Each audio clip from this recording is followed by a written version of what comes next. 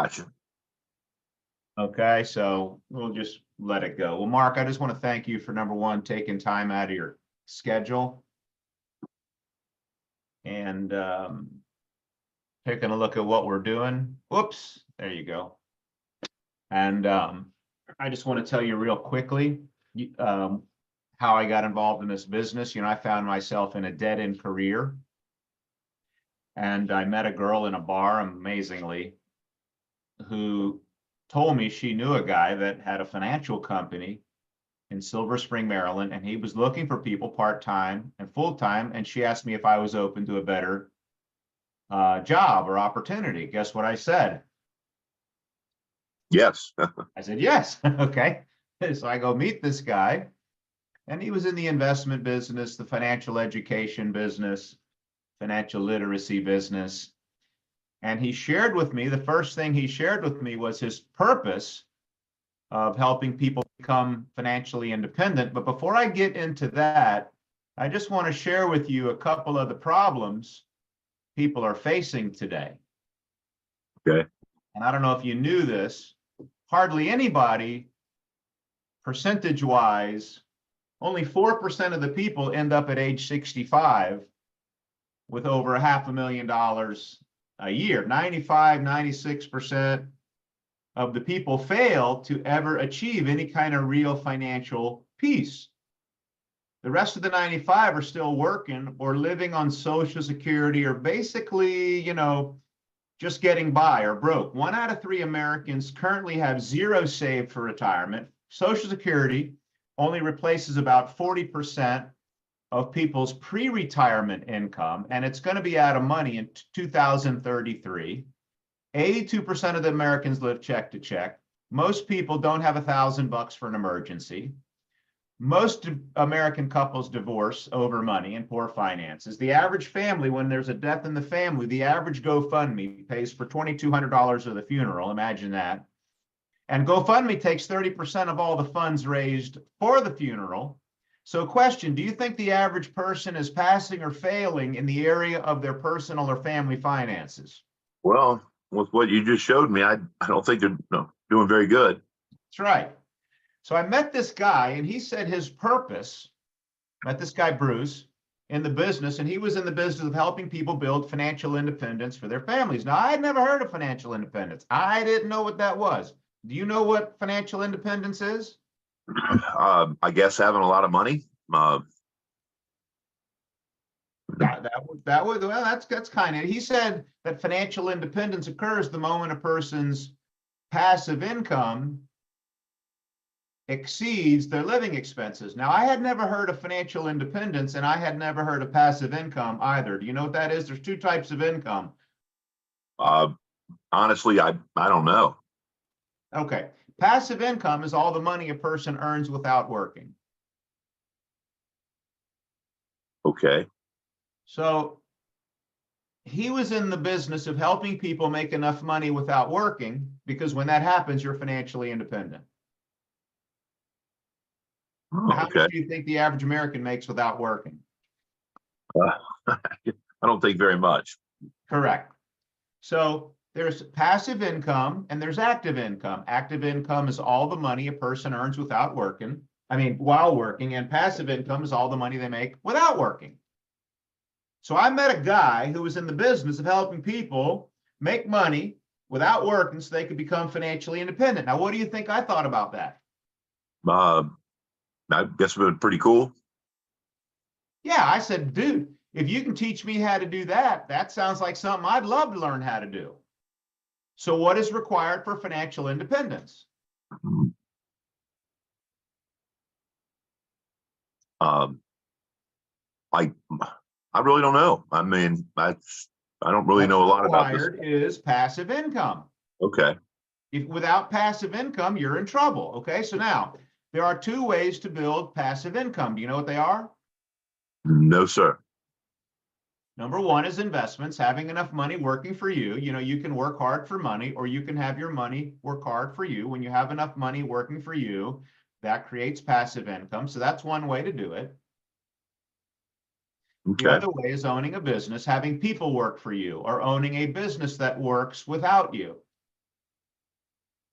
So there's two primary ways people become financially independent. One is through investing, having enough money working for them, or business ownership, having people work for them. Okay. Now, if a person doesn't have enough, if without either of those, if a person doesn't have enough money working for them or a business working without them, what must that person continue to do? Well, I would imagine it would be continue working for the paycheck. That's right. They got to keep working. Okay. So I met a guy that was in the business of helping people get out of having to work. What do you think I thought about that idea? Well, I know you probably liked it. I thought that was the greatest idea I ever heard. I mean, I can't tell you how jacked up excited I got about that idea. Now, let me ask you a question. Out of 100 people, how many people do you think would like to become financially independent? I would imagine all of them. All of them. Exactly right. Who wouldn't? That's everybody's dream. Freedom, the good life, right? And how Yeah. soon would people like to achieve that? I have to go with as soon as possible. There you go. Exactly right. So if a person wants to become financially independent, what do you think the first step to achieving that is? That I don't know, Christian. And you'd like to know, wouldn't you? Yeah, I really do. Yeah, And everybody would want to know, wouldn't they? I would hope so. Okay. So for step number one is you got to have a plan. Oh, okay. Got to have a plan.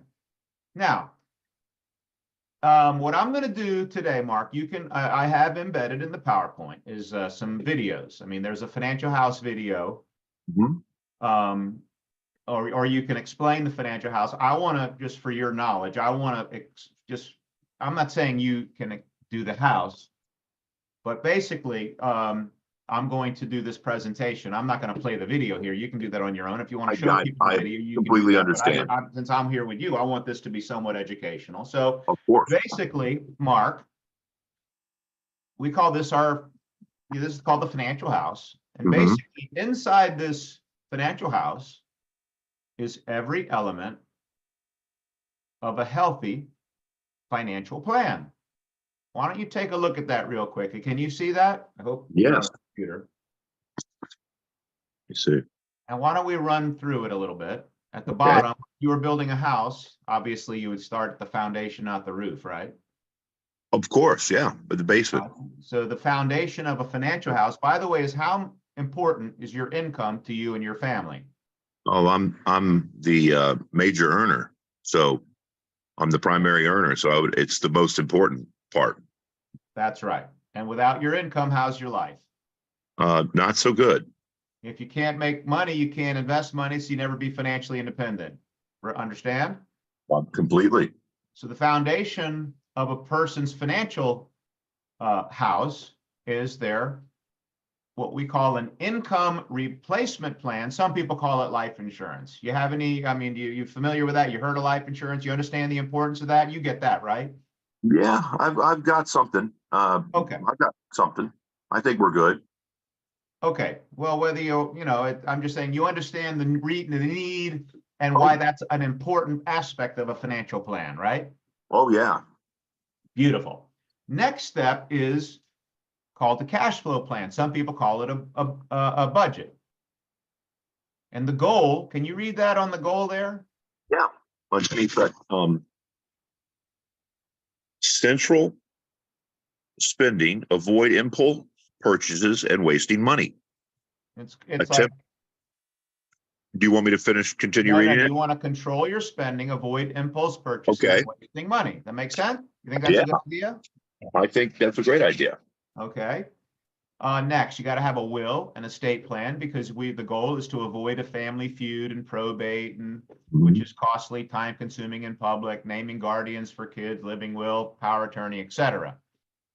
Next step is to become credit card debt free because that is the financial cancer of our time and it robs people's ability to invest and create wealth.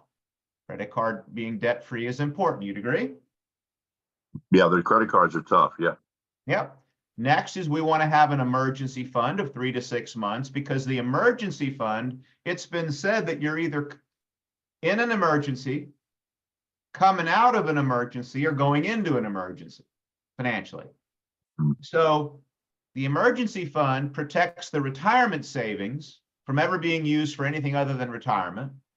And it also prevents people from going back into, or deeper into credit card debt. So we need to have an emergency fund to protect the retirement savings. So one day we have enough money working for us, we can be financially independent. If we have children, we might want to have well-educated and student loan debt-free kids. We need to save for that, buy a home, pay off the home. Why do we want to pay off the home? I mean, imagine what it would be like to have no rent or mortgage payment. How great would that be? That'd be great. And then we want to have, when we're in our golden years, retirement age, we need to have a retirement income, and the goal would never, ever to run out of money before we die, which is people's number one fear in retirement. Mm-hmm. And then lastly, we want to be able to make a generation to generation investment, meaning if we teach our children the rules of money, we give them a plan and we leave them an inheritance, they can do better than you, and maybe you're going to do better than your parents, but in that way, and then they teach their children this, and then their kids can do better than them. And then in that way, a family's tradition can be changed financially, generationally. How does that sound? That's great. Okay, so these are all the major elements of a healthy financial plan. Any questions about that? How does that look? This make sense? Great. It's very organized. Thank you. This is what we do. How important do you think this is for people? It's an eye opener. It's important. Yeah, this makes sense? Yes, it certainly does. Thank you. Okay, so may I ask you a question that, what do you feel is important or valuable inside that financial house? Well, all of it, I guess, but I never really thought about the income replacement, like with the what we call life insurance. I didn't know it was that important, or it had to be that kind of number. It's very important, I believe. Let me ask you this. I hear you. If a family did all those steps inside the financial house, they had life insurance, a budget, a will, an emergency fund, they had all that going on, how would their future look? If they hit all those points or did I think it would be great. And if a family did none of those things, how would their financial future look? Very dismal. So, do you have any questions about what we do? You're exactly right.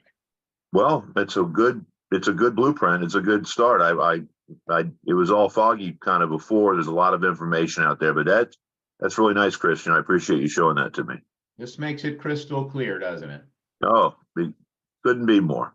There you go. Okay, now, may I ask you a question, Mark? And the answer to this question from you may determine your entire financial future. May I ask it to you? Sure. How would you rate your desire to become financially independent on a scale of 1 to 10, 10 being the highest? 10 out of 10 every time. Now, do you know why I asked you that question? Not really. Because if I had a gym, fitness center, and I had the classes and I had all the weights and all the machinery, and I gave you the nutrition, everything you needed to get fit, but you don't want to get in fit, are you going to follow the diet and come and do all the workouts? But no, probably not. I mean, if you don't have the desire, it's not going to matter, right? How good my gym is, true or false? That's true. Doesn't matter. So Mark, I can give you the best coaching, the best products, the best plan. But if you don't want to be financially independent, guess what? I guess you're not going to help me. You're not going to do it. It's not going to matter. You're not going to make it. Okay. So you want to make it? Yeah. So that was called the fitness trainer analogy. Okay. I like that. Now, if you were to build a real house, would you start on the roof of the foundation, Mark? Oh. The foundation, Christian. Definitely. And do you remember what the foundation of the financial house was? The income replacement. That's exactly right. And what was the purpose of that income replacement or life insurance? Well, if something happened to me as the bread earner, my family would be able to move forward without me, I guess. Right. It's like car insurance and home insurance and cell phone insurance is simply for replacement. So if your car gets totaled, your house burns down, Mhm. your cell phone gets damaged, the insurance policy replaces those items, right? Right. Now, when a person dies, we can't replace the person. There's no replacing that. That's irreplaceable. But what is replaceable is the income that the person was earning. And that's the purpose of life insurance.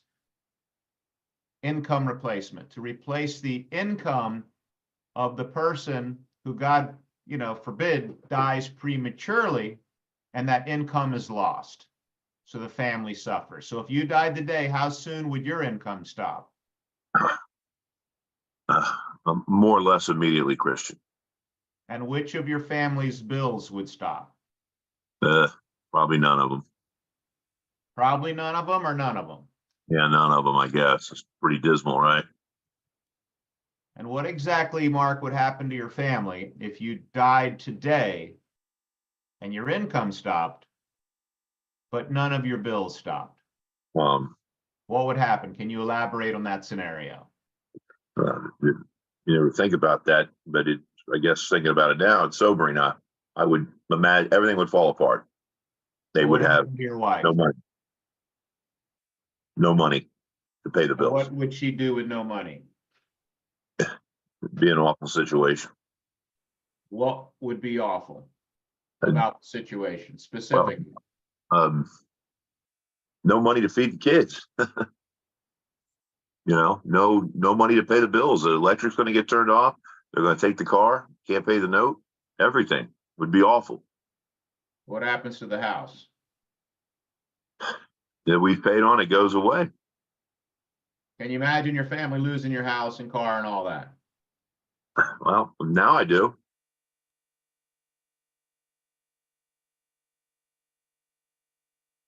So if you were to die today, would you want your family to live better, Oh, the yes. same, or worse?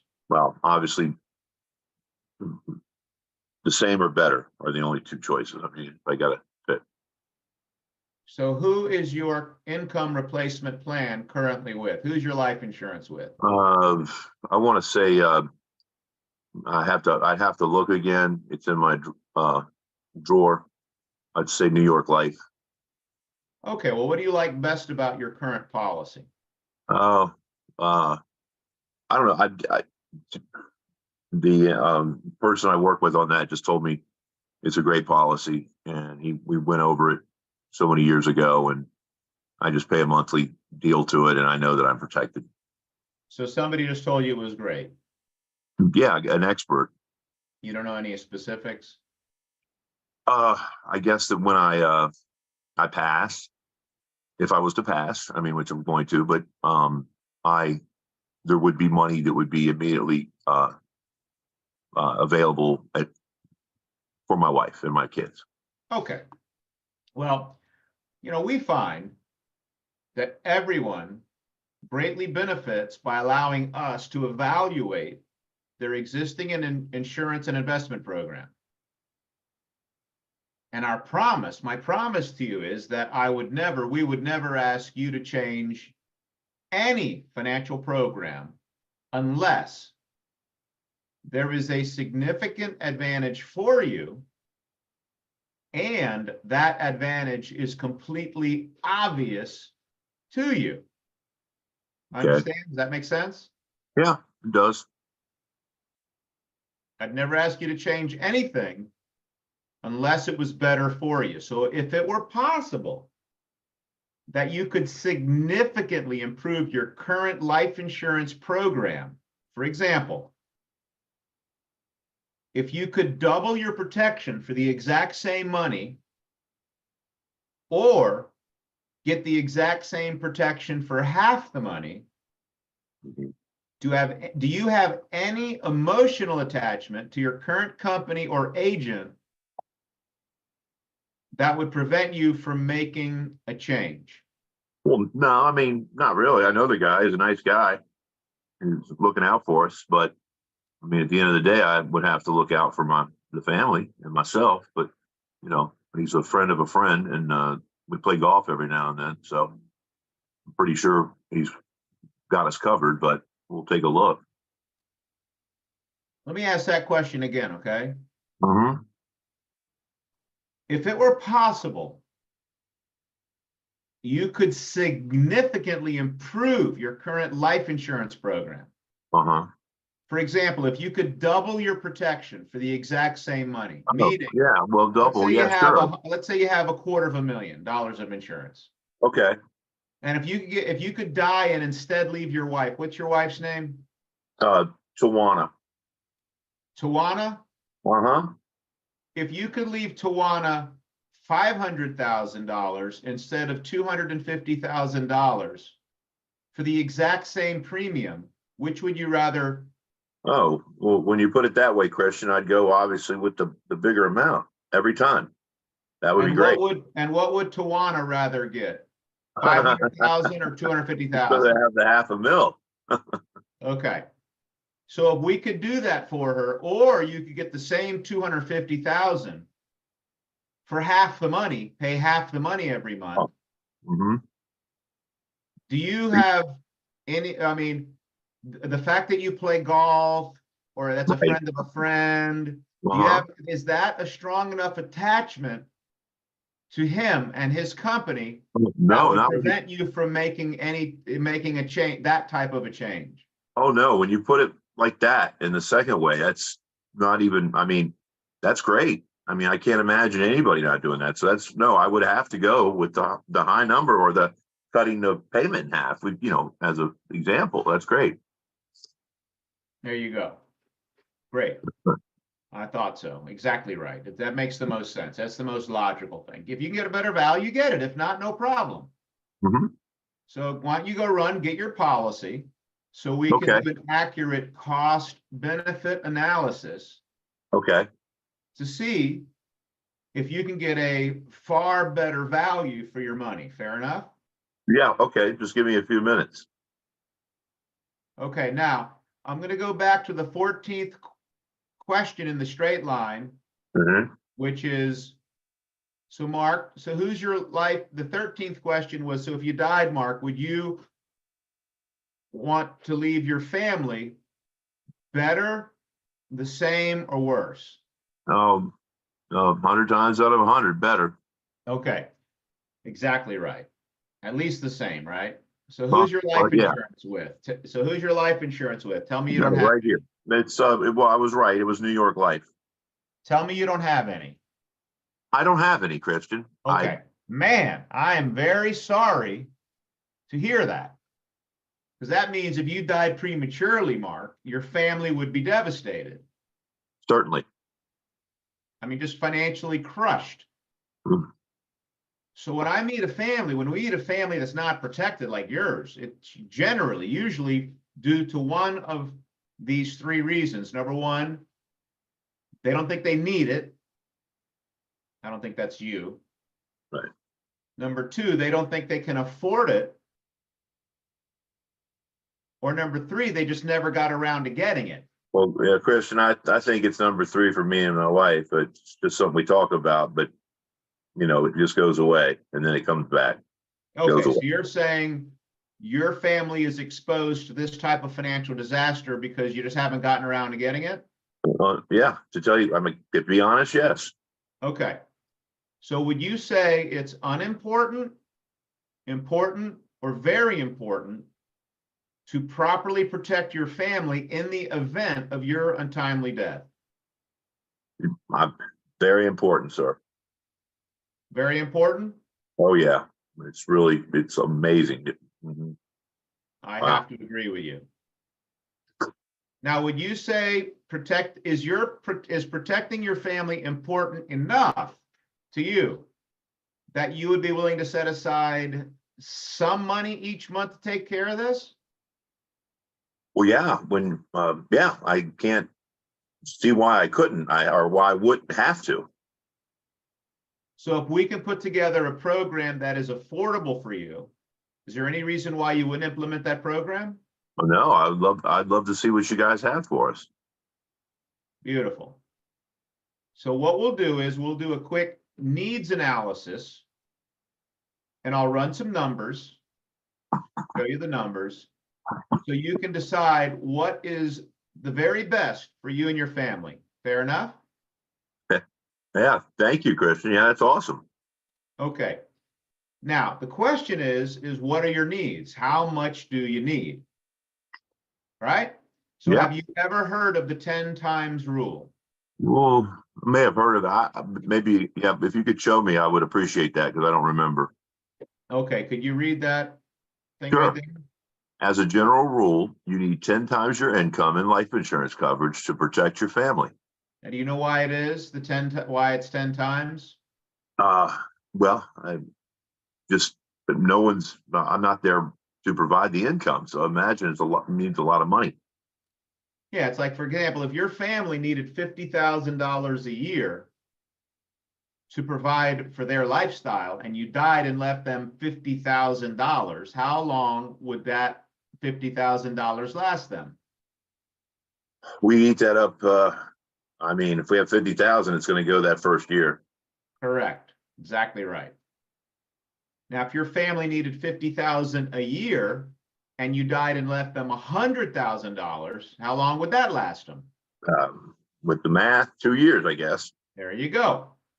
And if they needed $50,000 a year and you left them $150,000 of life insurance, how long would that last them? I'm pretty good here. I think 3 years. Exactly. Okay. So you see where we're going with this? Yeah, I figure where the number 10 is going to go, Christian. I hope. There you go. It ain't rocket sciences. No, I get that. Yep. All right. But if you had 10 times 50,000, you'd have $500,000 of life insurance that would be delivered to your family at your death. Oh yeah. So your family could then invest the 500,000 in an S&P 500 mutual fund. Wow. Okay. I never thought of that. And if the S&P 500 does in the next 100 years what it has done in the last 100 years, and I'm not saying it will. I got you. Yeah, but if it does, you could earn 10% per year off of your 500,000, which would provide your family 550,000 a year for how long?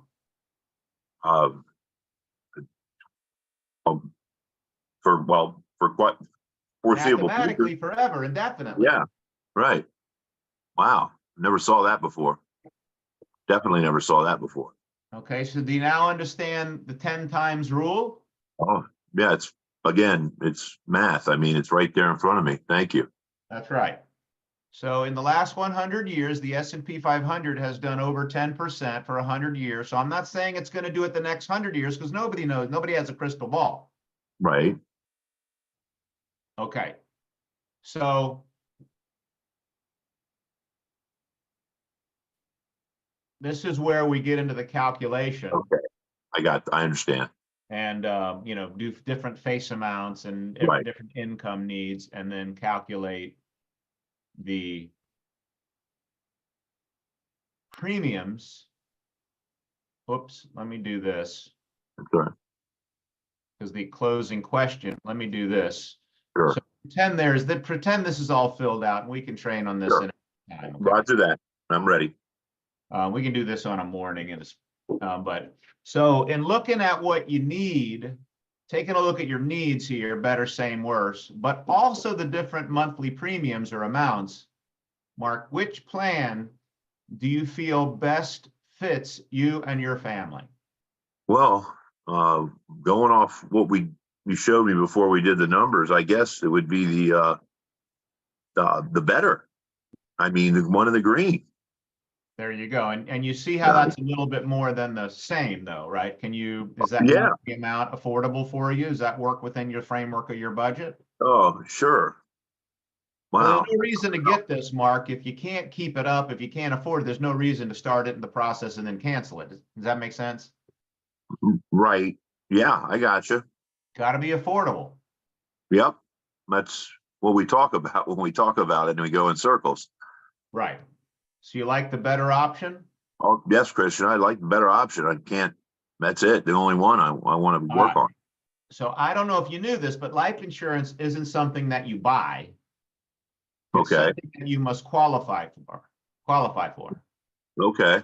So let me just share with you. Let's take a look at how simple our qualifying process is, how convenient and simple. Okay, so what we'll do tonight is take an application and you'll make a 1-month deposit of the first month premium. And then what we will do is schedule a free physical exam, Okay. which is always a great idea. Once they do the exam, your conditional coverage is enforced, meaning that if you die before the policy is issued,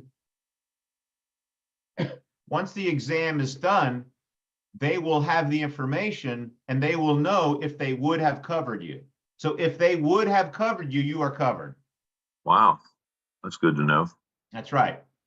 So they will send the specimens to the lab, and then the lab will send the results to underwriting department, and they will make one of 4 decisions.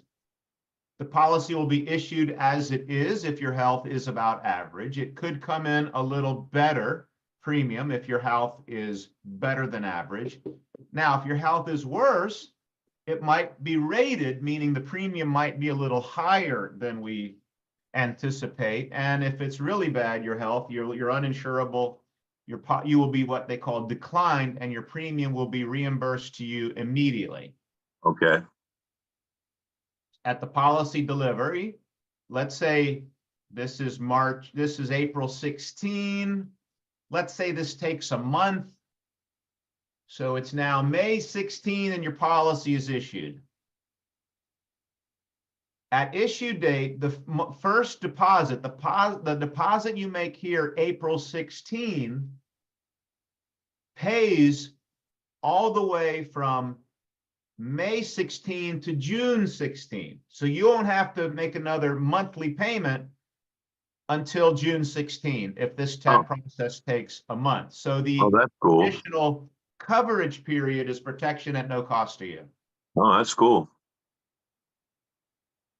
So who would you like your primary beneficiary to be? Oh, Tawana. And then you get into the application. Okay. How about that? That sounds great, Christian. I really want to work on this. So if you set an appointment with your cronies who are doing great and have a guy, no problem. I know you got a guy, but if we can give you double the protection, the same premium, how important is your guy? Well, Christian, then we'll just play golf. I won't give him my money anymore. Yeah, and I'm not saying we can give you a better value than your guy. I'm saying that if we could, you'd want it, wouldn't you? Oh, yes, definitely. And we find that everybody greatly benefits by allowing us to at least evaluate the existing program. And I would never ask you, Mark, you're my buddy. I've known you 30 years. I would never ask you to make a change. I would never ask you to change anything you're doing unless there was a significant advantage for you and that the advantage is obvious to you. Do you understand? You're my friend. I would never ask you to change anything unless it was better for you. You understand that? Yeah, sure. Well, you took the time to show this to me today, and I've learned a lot. So I can't imagine you not wanting me to succeed. So I guess I agree. Right. We represent over 60 of the finest financial services companies in the industry. 60? Yes. No. So that's the straight line. Okay. I really like that. Wait, let me do one more thing while I got you. Okay. Yes, sir. So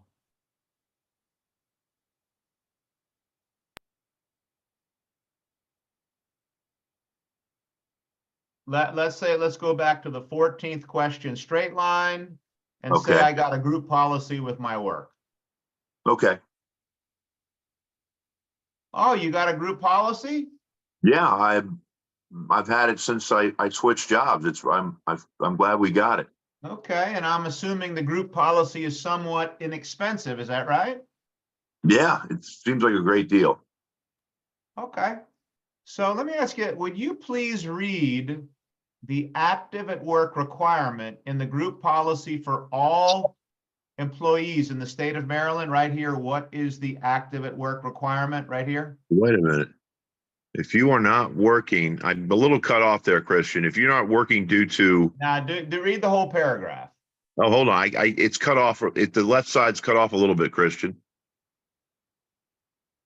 To be eligible. Okay, hold on. All right, hold on. To be eligible, there we go. To be eligible to become insured or to receive an increase in the amount of insurance, you must actively at work, fully performing your customary duties for your regularly scheduled number of hours at the employer's normal place of business or at other places the employer's business requires you to travel. If you are not working due to illness or injury, what? You do not meet the actively at work requirement? Oh, Can you read that last sentence one more time, please? yeah, I sure will. If you are not working due to illness or injury, you do not meet the actively at work requirement. Well, that's most of the time. Wow. Well, I didn't know that. It's not so good. That stinks. Okay, now, so in your experience, Mark, do people typically die after an illness or injury or just drop dead suddenly? Well, the way you put it, I'm sorry I had to laugh. But yeah, it's usually after an illness or injury or something bad, not That's just right. face first. I got you. So why do you think this active at work requirement is in your and all group policies? Well, you got the brain working now. They don't want to pay me. Think about that. Yeah, I mean you had me read that line twice. That's awful. Do you think, read that question number 20. Mm-hmm. 1 second, please. Okay, that one's off to the right this time. All right. Do you think the insurance company knows most people die after an illness or injury, and they put the active at work requirement in the policy in order to pay fewer death claims? Do you think that's possible? Yeah, I would say it's 1,000%. They crunch numbers all day. It's the only reason, isn't it? Yeah, man, that's nasty. So now that you understand this horrible active at work requirement, can you see why they cost less than policies that pay a death claim no matter how or when you die? Yeah, well, I guess because they can afford to do that because they don't pay a lot of people. That's right. Wow. So would you say it's unimportant, important, or very important for your family to be fully protected whether you are able to work or not? No, it's very important. I would like to see what you have for me and the kids and my wife. Great, let's identify your needs, run some numbers, and then you can decide what's best for you and your family. Fair enough? Yeah, I fair enough, Christian. Thank you. So that's if they have a group policy. Wow. Now I'm being Mark more, I'm being Mark more the person now, not the trainee. That's crazy. That is a crusher right there. Crusher. Skull crusher. It's over. Yeah, that's the kind of this is great. This is I wish I'd done this before with you, but there's no crying over spilled milk. But that is powerful, Christian.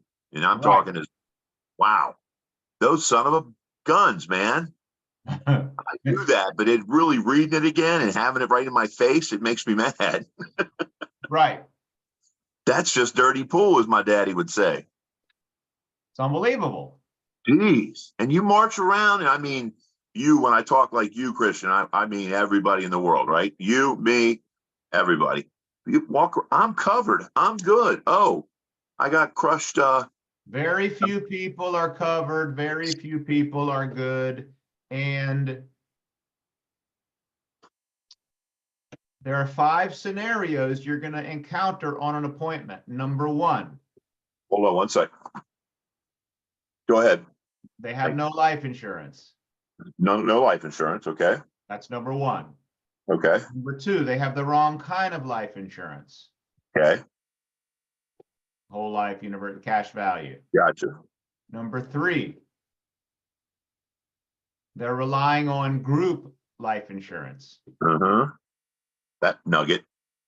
Number four, they have term life insurance. They have the right kind, but not enough, Okay.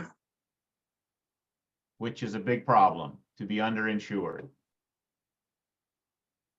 The fifth scenario would be they have the right kind and the right amount. Right. And sometimes you got to congratulate people. Okay. They're doing all right, but that's a very small percentage of the people. And there's other arguments we can get into, but I'm not going to get into that today. But on the point of having term insurance, but not enough, and let me hide myself.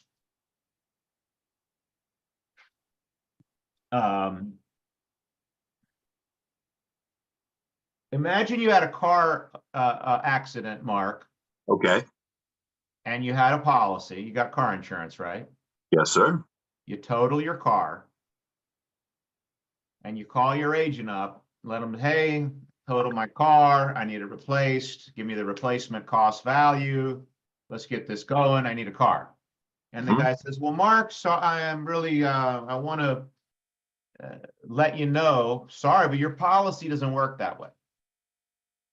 Your policy only is written to replace half your car. So you can replace the front. What am I going to do with that, You Christian? can replace the front half or the back half. Which do you want? I want your half. That's really not a tenable question, my man. Your house burns down. Sorry, Mark, your homeowner insurance policy will only, you had a 2-story house, but this policy will only replace 1 story. Which story would you want?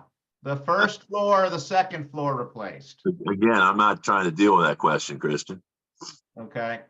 So having life insurance, but not enough, or being partially insured or Wow, I got you. underinsured, where if your wife needs $100,000 a year and you got $250,000 that replaces 25,000 a year, that's Okay. malpractice. Mm-hmm. Because people are now underinsured and they think they have something, Right. but their family's not fully protected. There's a big difference in being fully protected or partially protected, being properly insured and being underinsured. Does that make sense? Sure does. Right. That's for me. I mean, that's a very powerful statement you made in the last 2 or 3 minutes. There you go.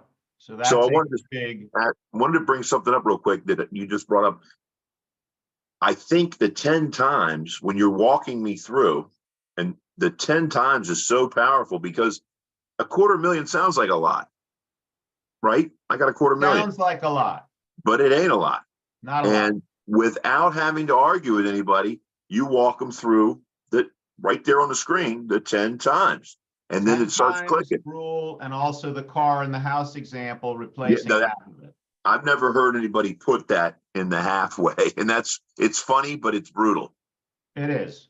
It's brutal. Well, this whole approach. It's like retiring with half the amount of money you need. It's better than nothing, but if you're out of money before you die, it's still a disaster. Well, it's 1,000%. I really like these. This is what I need. And I'm going to take this recording. I'm going to follow it. And I get it. And as I role play, I just go with the flow. I've role played with police. I role play at the restaurants. You role play and you get the information, and that's very good. It's just, I'm not doing a lot of lecturing, a lot of talking, I'm not selling. I'm asking questions. Well, you can't do that in an appointment. You have to, the way you do it leads me to the path. And it's not a path of you selling me, Christian. It's a path of what I need to do for my family. You need to do it with somebody. Yep. Why not? What do I got to do to earn your business? There you go. That's awesome. Well, that's it. That's a closer. All right, let me turn off the recording. Okay. Thank you, Christian. Tell me when you're good.